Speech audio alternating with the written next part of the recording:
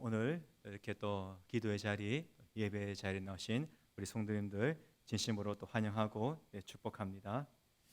자, 이 시간 말씀을 전하기에 앞서서 옆에 계신 분들하고 조금 전에도 우리가 인사를 했지만 다시 한번 이번에는 조금 특별한 그런 인사를 한번 나눠보고자 합니다. 자, 옆에 계신 분들과 인사하는데 어떻게 하느냐면은 당신은 성령을 받으셨습니까? 라고 한번 인사해 보시겠습니까? 네. 질문이 조금 특별하죠. 자, 이렇게 질문을 받으면은 아직도 제가 성령을 받았습니다, 이렇게 확실하게 자신 있게 대답하지 못하고 순간 당해하시는 분들이 있는 것 같아요. 내가 받았나 말았나 이렇게 당해하시는 분들이 계신데, 자, 다시 옆에 계신 분들에게 한번 질문해 보겠습니다. 그러면 당신이 성령 받은 증거를 말할 수 있습니까? 자, 이렇게 한번 질문해 보시겠습니까? 성령 받은 증거를 말할 수 있습니까?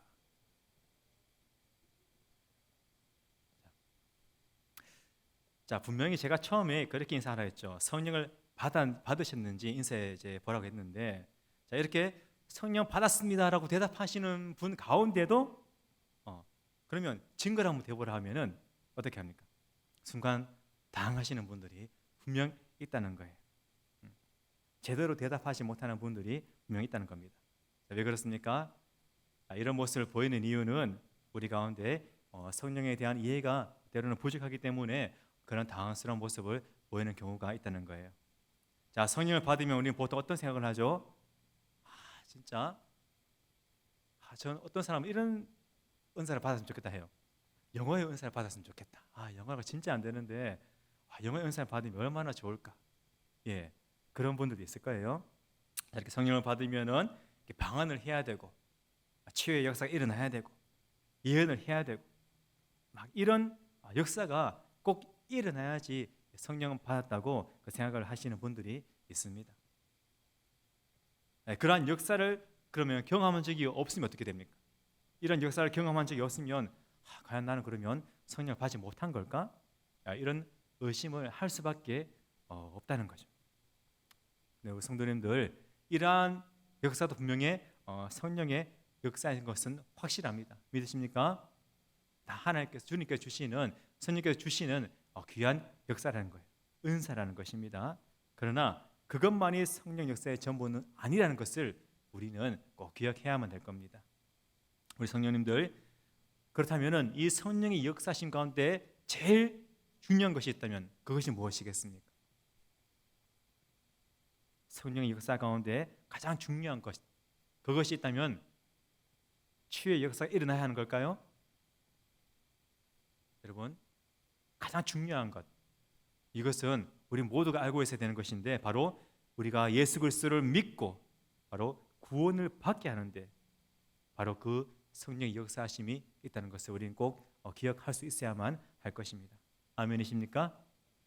고린도전서에 보면은 12장 3절에 사도 바울이 이렇게 고백하고 있죠.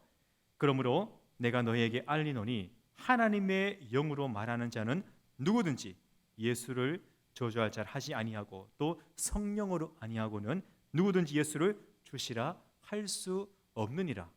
아멘. 바울은 분명히 선언하고 있습니다. 성령으로 아니하고는 누구든지 예수를 주시라 할 수 없다. 오늘 이 자리에 함께한 우리 모든 성령님들, 성령께서 여러분 가운데 임재하시는 줄 믿으시기 바랍니다. 성령께서 여러분 가운데 역사하시기 때문에 오늘 이 자리에 나와서 함께 주님 앞에 예배하며 하나님께 주님 앞에 찬양하며 기도할 수가 있다는 거예요. 이 사실을 믿으시고 우리가 담대하게 이 시간 가운데 하나님의 말씀 가운데 은혜 받을 수 있기를 간절히 소망합니다. 우리 성도님들, 우리 예수님을 나의 주님으로, 나의 하나님으로 믿고 구원받은 우리 모든 성도님들은 다 성령을 받았다는 거예요. 여러분, 성령으로 말미암지 않고는 우리가 예수님을 나의 구주로 고백할 수가 없는 것입니다. 아멘이시죠?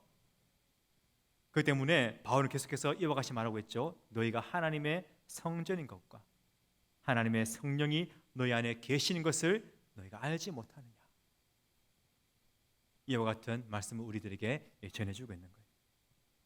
우리 사랑하는 성도님들, 이 말씀처럼 우리 믿음의 성도들, 우리 그리스도인들은 다 성령 받은 사람들인 것이고 성령을 모시고 살아가는 그런 하나님의 자녀인 줄 믿으시기 바랍니다. 이미 성령은 우리 가운데 계시는 거예요. 우리 가운데 임재해 계시는 것이고 우리와 동행하며 영원토록 우리와 함께 하신다는 것입니다. 그런데 문제가 있죠. 똑같이 성령을 받았음에도 불구하고 똑같이 성령을 모시고 살아가고 있음에도 불구하고 어떤 사람은 성령의 충만함을 힘입어서 참으로 날마다 그 삶이 기쁨 가운데 감사 가운데 그렇게 살아가는 사람들이 있다는 거예요. 자, 그런데 반면에 어떤 사람들은 성령의 충만함을 누리지 못하고 여전히 세상 가운데 눌린 삶을 살아가고 있는 경우가 있다는 겁니다. 그렇다면 왜 이와 같은 현상이 우리 가운데 일어나는 것이겠습니까? 그것은 바로 내 안에 거하시는 우리 가운데 임재하시는 그 성령님을 우리가 어떻게 인식하고 있는가 여기에 대한 차이에서 온다는 거예요. 우리는 모두가 성령을 모시고 살아가고 있습니다. 그러나 그 성령을 우리가 모시고 살아가고 있음에도 불구하고 여전히 내가 주인이 되어 내가 원하는 대로 내 생각대로 내 의지대로 내 마음대로 그렇게 육신의 정욕에 이끌려서 살아가는 사람들이 있다는 거예요. 그런 사람들은 성령의 사람이 될 수 없죠. 성령의 인도하심을 받아서 인도하신 대로 살아갈 수가 없게 되는 것입니다. 그러나 반대로 성령님을 내 마음의 주인으로 모시고 늘 성령님의 생각대로 성령 하나님의 뜻대로 성령님의 그 마음을 따라서 우리가 살아가게 될 때에 우리는 그 성령의 인도하심을 받아서 우리의 삶이 복된 삶을 살아가게 된다는 것을 우리가 꼭 기억해야만 할 것입니다. 구약 사무엘서에 보면은 사울과 다윗이 등장하죠. 제가 예배마다 늘 강조하고 있지만은 이 사울과 다윗이 대조적으로 그렇게 등장하고 있는 것을 우리는 보게 됩니다. 자, 사울과 다윗 저들 똑같이 하나님의 택하심을 받아서 이스라엘의 초대 왕이 되었고 그 뒤를 이어서 2대 왕이 됩니다. 자, 똑같이 하나님의 선택을 받았습니다. 하나님의 택함을 받아서 이스라엘의 왕이 되는 그런 놀라운 축복을 받았지만 이 두 사람의 인생은 너무나 극과 극으로 다르게 바뀌는 것을 우리는 알게 됩니다. 다윗은 어떠한 삶을 살게 됩니까? 하나님의 그 역사하심을 따라서 그는 성전 건축을 준비하게 됩니다. 그리고 자신에게 주어진 그 이스라엘 국가를 참으로 부강하게 세우게 된다는 것이죠. 그리고 뿐만 아니라 그 다윗의 자녀들이 그 아버지의 뒤를 이어서 왕이 되는 그런 놀라운 축복을 그의 가문이 이어가게 된다는 것입니다. 자, 그렇지만 그런 반면에 사울은 어떠한 인생의 치유를 맞이하게 되죠? 그의 시작은 너무나 좋았습니다. 이스라엘 초대의 왕이 되는 놀라운 은혜를 그는 경험하게 되죠. 이렇게 처음은 좋았지만 그의 이후의 삶은 어떻게 됩니까? 점점 미약해지게 되고 스스로 왕위를 힘들게 이어나가게 되죠. 그렇게 힘들게 왕위를 이어가다가 결국 아들과 함께 마지막 전장에서 전사하는 그런 비극으로 그의 인생이 끝나게 되는 것을 우리는 알게 된다는 거예요. 자, 똑같이 하나님의 택함을 받았습니다. 똑같이 왕이 되는 축복을 받았습니다. 하지만 그럼에도 불구하고 이 두 사람이 이러한 차이를 보이게 되는 이유가 무엇이겠습니까? 그 이유는 바로 단 한 가지, 성령 하나님께 있었다는 것입니다. 성령 하나님께서 사울을 떠났을 때 그는 하나님의 인도하심을 누리지 못하게 되었고 결국 혼자 고민하고 혼자 문제를 해결하려고 판단하다가 결국 그는 무리한 결정을 내리게 되죠. 그렇게 무리한 결정을 내리게 되면서 결국 사울은 절망스러운 최후를 맞이하게 되고 말았던 겁니다. 하지만 반면 다윗에게는 어떻습니까? 성령 하나님께서 그를 떠나시지 않고 늘 다윗과 함께 하셨죠. 물론 다윗의 인생 가운데 너무나 수많은 어려움들이 있었습니다. 사울이 얼마나 다윗을 괴롭혔습니까? 사울은 자신의 그 왕의 신분을 망각하고 그 다윗을 쫓기 위해서 모든 왕권을 동원합니다. 그렇게 사울에게 쫓기는 인생을 다윗은 살았고 뿐만 아니라 왕위에 올라가서도 아들에게 배신을 당하는 그런 너무나 뼈아픈 고통을 지금 다윗은 겪게 되는 것입니다. 그러나 그러한 어려운 환경이 다윗 가운데 찾아왔음에도 불구하고 다윗은 어떻게 합니까? 자신의 판단대로, 자신의 생각과 의지대로 일들을 결정하지 않죠.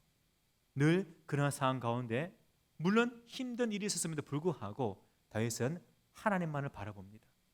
성령 하나님의 인도하심 받았기에 그는 그 모든 수많은 어려움들을 이길 수가 있었던 것이고 결국 승리하며 점점 강성해져가는 그러한 놀라운 축복을 다윗은 누릴 수가 있었던 거예요.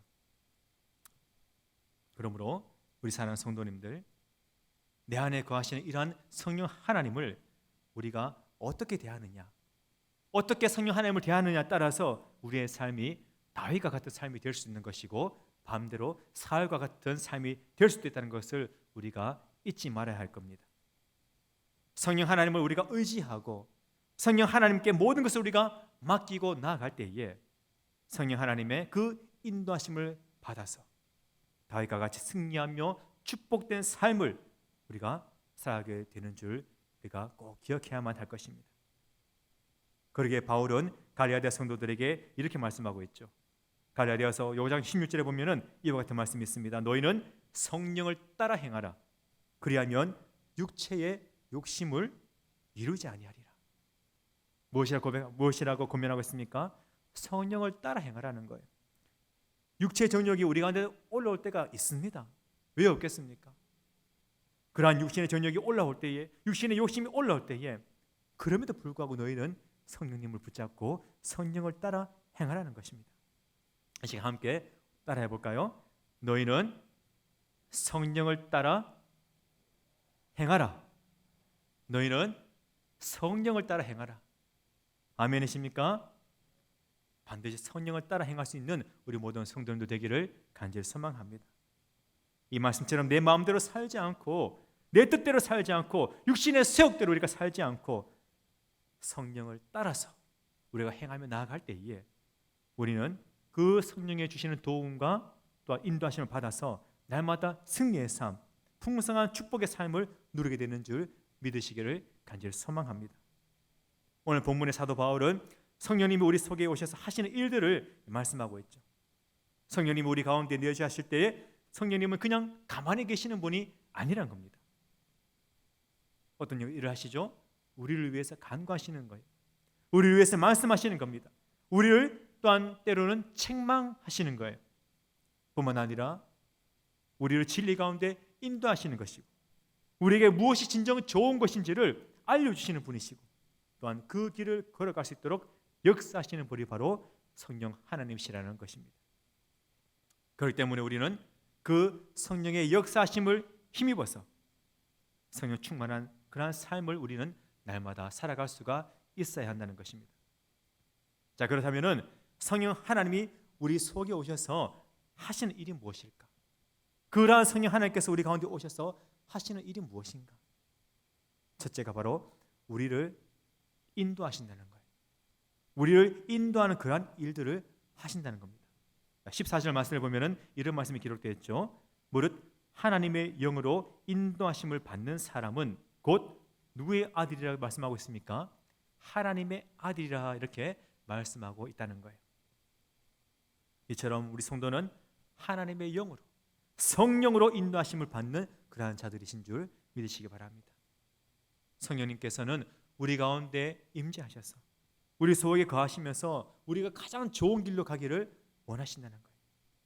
가장 선한 길로, 가장 좋은 길로, 가장 의의 길로, 평강의 길로 그렇게 인도하신다는 겁니다. 우리 사랑하는 성도님들, 오늘 우리가 무엇의 인도함을 받으며 무엇에 이끌려 살아가는가, 이것은 우리의 삶을 결정하는 데 너무나 중요한 요소인 겁니다. 바울은 오늘 본문 12절에서 이렇게 말씀하고 있죠. 우리가 육신에게 져서 육신대로 살면 안 된다라고 바울은 권면하고 있습니다. 그런데 문제가 있죠. 이렇게 권면하고 있음에도 불구하고 오늘날 우리 성도들 가운데 이 육신의 이끌림을 받아서 그렇게 육신의 원하는 대로, 육신의 쇠욕대로, 육신의 정욕대로 살아가는 사람들이 얼마나 많은지 모릅니다. 그래서 고린도 교회도 보면은 고린도 교회 성도들에게 보낸 편지에도 보면은 이렇게 기록하고 있죠. 너희가 예전에는 말 못하는 우상에게로 악한 세력이 끄는 대로 끌려갔다. 자, 오늘뿐만 아니라 오늘 이 시대를 살아가는 성도들뿐만 아니라 그 당시의 성도들 가운데도 이와 같은 일들이 있었다는 거예요. 예수님을 믿고 예수님의 그 인도하심을 받기 전에 저들 가운데 악한 세력에 끌려서 말 못하는 우상에게로 끌려가는 자들이 많았다는 거죠. 오늘날도 마찬가지입니다. 오늘 너무나 많은 사람들이 이와 같은 육신이 이끌리는 대로 삶을 살아가고 있습니다. 얼마나 많은 사람들이 물질을 좋아합니까? 이 물질에 이끌려 살아간다는 거죠. 명예를 너무나 좋아합니다. 이와 같은 명예에 이끌려 살아가는 자들이 너무나 많다는 거예요. 또 우리가 좋아하는 취미들이 얼마나 많습니까?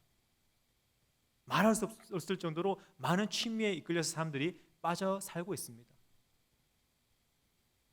제가 일일이 헤아릴 수 없지만 그러한 취미에 이끌려 사는 사람, 무엇인가에 이끌려 살아가는 사람들이 너무나 많다는 거예요. 대표적인 예로 아브라함의 조카 롯의 경우 무엇에 이끌린 삶을 살았습니까? 부족함이 없는 그 성 가운데 살면서 그는 돈에 이끌려 살아갔던 사람이었죠. 그의 아내가 그랬습니다. 자, 삼손은 어떤 삶을 살았습니까? 여자에게 이끌린 그런 삶을 살아갔던 거죠. 자, 그렇다면은 이 자리에 계신 우리 성도님들께서는 그렇다면은 과연 무엇에 이끌리는 삶을 살아가고 계십니까? 그 삶이 과연 올바른 길이고 과연 그 이끌림이 과연 여러분들을 행복의 길로, 구원의 길로 이끌어가고 있다고 생각하십니까? 사도 바울은 성령 하나님께서 우리를 인도하신다고 분명하게 말씀하고 있습니다. 이것이 얼마나 귀한 것이고 얼마나 복된 일인지를 우리가 꼭 기억하고 날마다 성령 하나님의 인도하심을 받아 살아갈 수 있기를 간절히 소망합니다. 시편 136편에서 시인은 이렇게 노래하고 있죠. 여호와께 감사하라. 그는 선하시며 그 인자하심이 영원하미로다. 여호와께 감사하라. 그는 선하시며 그 인자하심이 영원하미로다. 우리 성도님들, 우리 하나님께서는 선하신 분이시고 또한 그 인자하심이 영원하신 줄 믿습니다. 그 선하시고 인자하심이 영원하시다, 이 말씀이 무엇입니까? 하나님은 선하고 좋은 분, 그리고 사랑 그 자체라는 거죠. 처음부터 끝까지 하나님께서는 어떤 분이십니까? 선하신 분이셨고 또 인자하신 분이셨고 사랑의 하나님이란 사실입니다. 그런 하나님께서 우리에게 주시고자 하는 것, 여러분 나쁜 걸 주시겠습니까? 결코 그렇지 않습니다. 그런 하나님께서 우리에게 주시는 것, 늘 선한 것, 늘 좋은 것을 주기를 원하신다는 거예요. 하나님께서는 항상 우리에게 좋은 것을 주기를 기뻐하시는 분이신 줄 믿습니다. 그 하나님의 선하시고 인자하심 끝이 없으시죠. 부족함이 전혀 없다는 것입니다. 그런 하나님의 인도하심을 받고 축복된 삶을 살아가기 위해서 우리는 어떻게 해야 됩니까? 성령의 인도하심에 우리는 온전히 순종하며 나갈 수가 있어야 한다는 것입니다. 성령님께서 예배의 자리로 인도하시면 우리는 어떻게 해야 됩니까? 그 인도하심 따라 우리는 아멘하며 순종하며 이 자리에 나와야 되는 거예요. 예배의 자리에 우리는 참석해야 한다는 것입니다. 예배의 자리에, 성도의 교제의 자리에 우리가 참여할 때에 우리는 성령의 충만한 힘입어 성령의 인도하심의 삶을 우리는 살아가게 되는 줄 믿습니다. 성령께서는 또한 우리를 기도의 자리로 인도하십니다. 섬김의 자리로 인도하십니다. 전도의 자리로 인도하신다는 거예요. 이러한 인도하심에 따라 우리가 순종하며 또한 기도하고 전도하고 섬기는 그러한 삶을 우리가 살아갈 때에 이것이 바로 하나님의 복을 받고 성령의 충만을 우리가 받으며 승리하는 삶으로 살아가는 비결이 된다는 것을 꼭 믿을 수 있기를 간절히 소망합니다. 두 번째로 성령께서 오셔서 우리 가운데 하시는 일이 무엇인가? 바로 하나님을 아바 아버지로 부르게 하신다는 거예요. 15절 말씀을 보면은 이렇게 기록하고 있죠. 너희는 다시 무서워하는 종의 영을 받지 아니하고 양자의 영을 받았으므로 우리가 아바 아버지라고 부르시느니라. 아바 아버지, 아빠 아버지. 여러분, 성령 하나님께서 우리에게 복을 주시고 가장 좋은 길로 인도하시기 위해서 우리에게 하시는 일, 그래서 바로 하나님의 양자가 되었으므로 마음껏 하나님을 향해서 아빠 아버지라 부를 수 있게 하신다는 거예요. 예전에 이스라엘 백성들에게 있어서 그들이 생각했던 하나님은 어떤 하나님이었습니까? 두려움의 하나님이셨죠. 그래서 하나님께 나아가는 것 그 자체가 저들에게는 너무나 두려운 것이었습니다. 하나님이라는 그 이름을 함부로 부를 수가 없었습니다. 하나님의 이름을 함부로 쓸 수도 없었습니다. 잘못했다가는 그 하나님께 죽임을 당한다는 그러한 생각을 저들은 가지고 있었던 거예요. 왜 그런 생각을 했습니까? 종의 영을 받았기 때문이죠. 종들에게 있어서 주인이 얼마나 두렵고 무서운 존재입니까? 그러나 분명한 것은 구약에 있었으나 신약에 있었으나 변함없이 선하시고 변함없이 좋으신 그 사랑의 하나님이 되신다는 것을 우리는 잊지 말아야 할 것입니다. 결코 하나님은 두려움의 대상이 아닌 것입니다. 자, 그럼에도 불구하고 이스라엘 백성들은 그 하나님을 잘못 알고 있었던 것이고 잘못 저들은 섬기고 있었던 거예요. 그렇듯 잘못된 생각을 버리고 하나님을 친근한 그 아빠와 같은 하나님으로 섬기며 가까이 나갈 수 있게 하신 분, 그분이 바로 예수님이신 것이고 바로 성령 하나님이신 것인 줄 믿습니다. 성령 하나님께서는 우리에게 하나님은 아빠 같은 분이라는 사실을 우리에게 알려주시는 거예요. 우리가 하나님을 아빠 아버지로 부르면서 가까이 나갈 수 있도록 도와주시는 그러한 일들을 하신다는 거예요. 여러분 다들 자녀들을 키워보셨을 거예요. 옛날 어른들은 자녀들이 많았죠. 3명, 4명, 5명, 6명, 많게는 9명까지도 낳아서 키우셨을 거예요. 저도 아들, 딸 골고루 3명 있습니다. 집에 가면은 얼마나 달려드는지 모릅니다. 첫째 아들은 무거워서 들지도 못합니다. 둘째 딸도 마찬가지로 무겁습니다. 그래서 제가 못 들어줍니다. 그런데 막내는 뛰어오면 제가 안아줍니다. 예, 가볍게 안아줍니다. 자, 이렇게 아이들이 매달려서 아빠를 귀찮게 해도 아빠는 그 시간에 싫습니까? 좋습니까? 좋을 수밖에 없죠. 행복합니다.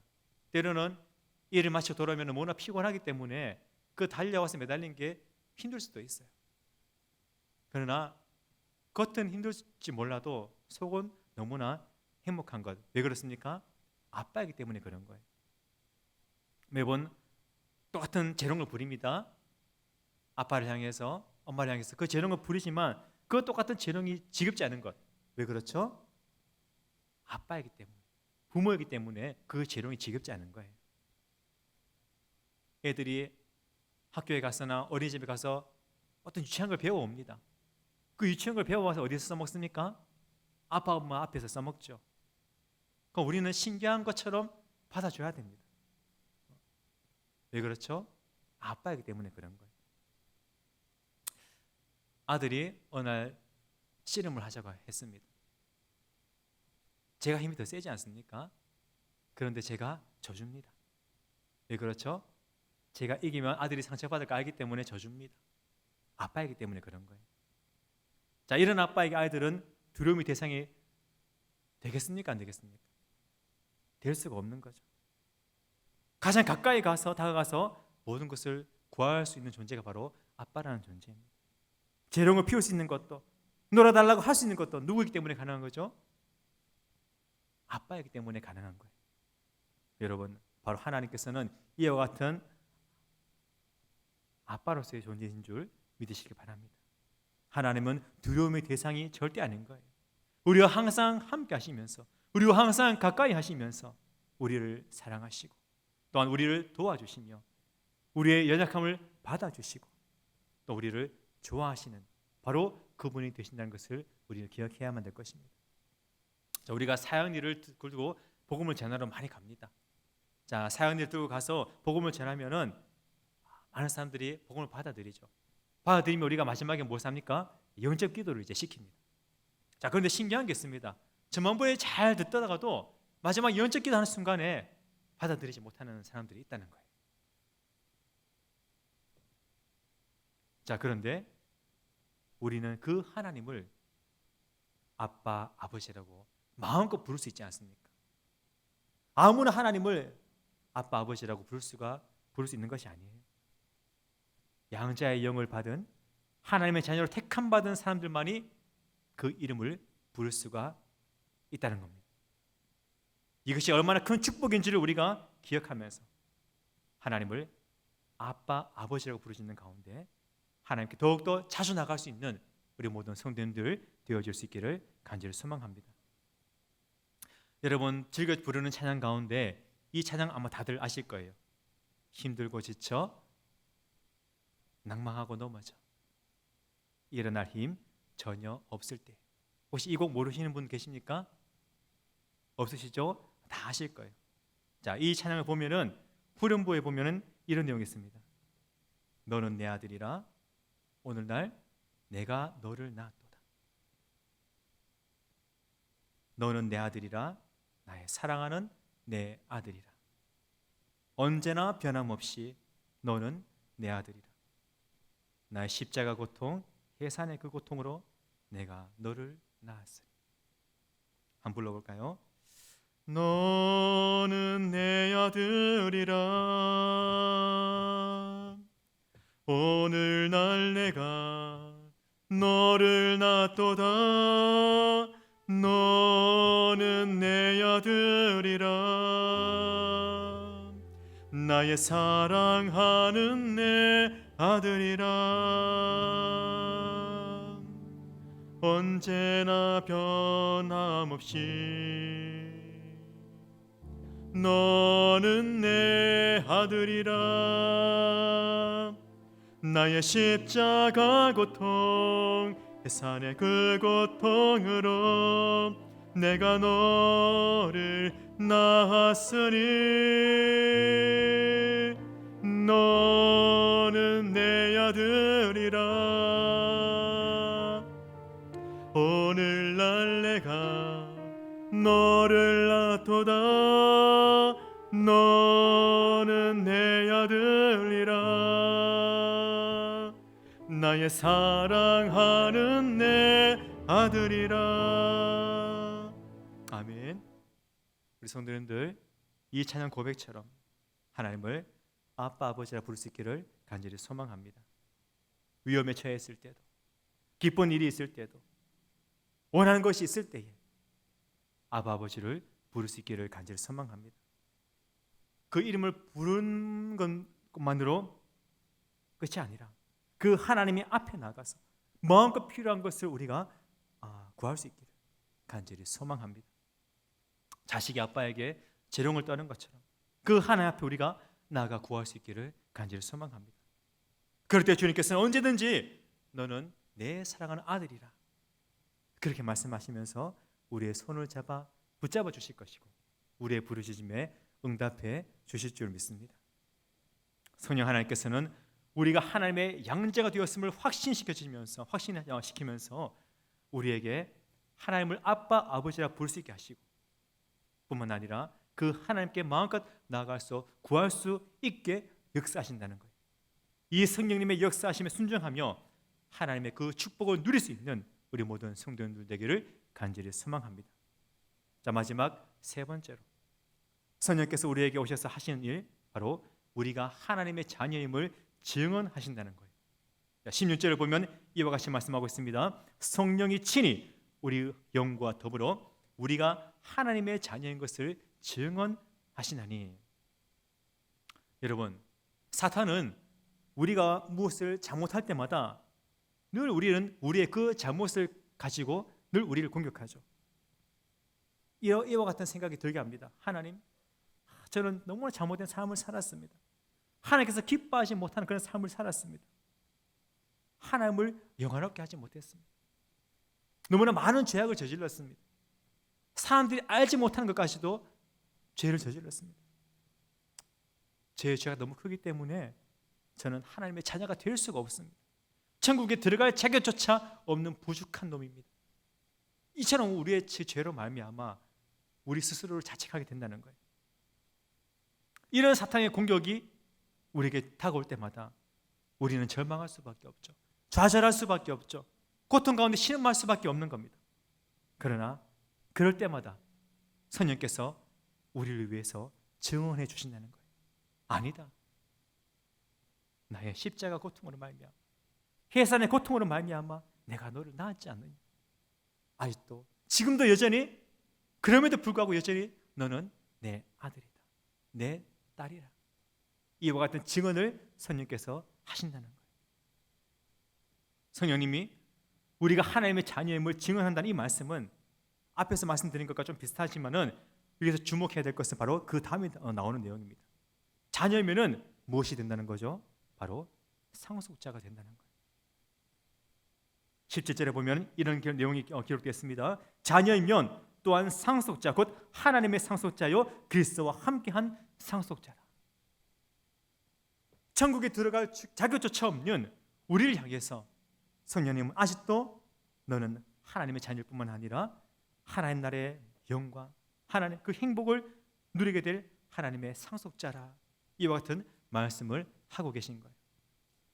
그러므로 우리 성도님들, 오늘 저와 여러분은 하나님의 상속자인 줄 믿으시길 소망합니다. 하나님의 축복과 하나님의 재산과 하나님의 그 나라와 하나님의 영광을 이어받을 상속자가 바로 저와 여러분이심을 기억할 수 있기를 간절히 소망합니다. 영원한 하나님의 나라를 상속받을 뿐만 아니라 이 세상에서도 하나님의 축복을 누리게 될 상속자인 줄 믿습니다. 이 사실을 성령님께서 지금 우리에게 약속해 주신 것이고 또한 말씀하시며 보장해 주시는 거예요. 그러므로 이런 성령님의 증언을 받은 우리는 그 상속자의 축복을 우리가 기대하면서 주님과 함께 고난까지도 감수할 수 있는 그런 삶을 살아가야 한다는 것입니다. 왜 그렇습니까? 그 영광은 고난과 함께 오기 때문에 그런 거예요. 고난이 없는 영광은 없습니다. 고난은 싫고 영광만 받겠다, 이것은 말도 안 되는 거죠. 예수님 또한 어떠셨습니까? 고난의 그 십자가를 통하여서 부활의 영광을 받으셨죠. 하나님의 상속자는 그 엄청난 영광을 바라보면서 주님 때문에 당하는 그 고난을 우리는 기쁘게 받을 수가 있어야 할 것입니다. 이제 말씀을 마무리 맺겠습니다. 우리 성도님들, 성령 하나님께서는 우리에게 오셔서 우리를 행복하게 하셨고 우리를 풍성하게 하시며 또한 우리를 복되게 하시기 위해서 우리를 인도하시고 또한 우리를 하나님을 아빠 아버지로 부르게 하시고 또한 우리가 어떤 상황 가운데 있더라도 하나님의 자녀이며 하나님의 상속자이심을 증언하고 계심을 우리는 기억해야만 할 것입니다. 이런 성령의 역사를 여러분들이 얼마나 받아들이고 믿고 순종하는 데 따라서 우리들의 삶은 다윗과 같은 삶이 될 수도 있는 것이고 반대로 사울과 같은 삶이 될 수도 있습니다. 그러므로 오늘 우리 여러분들께서 성령님의 그 역사에 전적으로 순종하여 다윗과 같은 복되고 풍성한 삶을 살아갈 수 있기를 간절히 소망합니다. 성령을 따라서 행하시는, 살아갈 수 있는 우리 모든 대동교회 성도님들 되기를 간절히 소망합니다. 우리 시간 말씀을 기억하며 함께 기도하기 원합니다.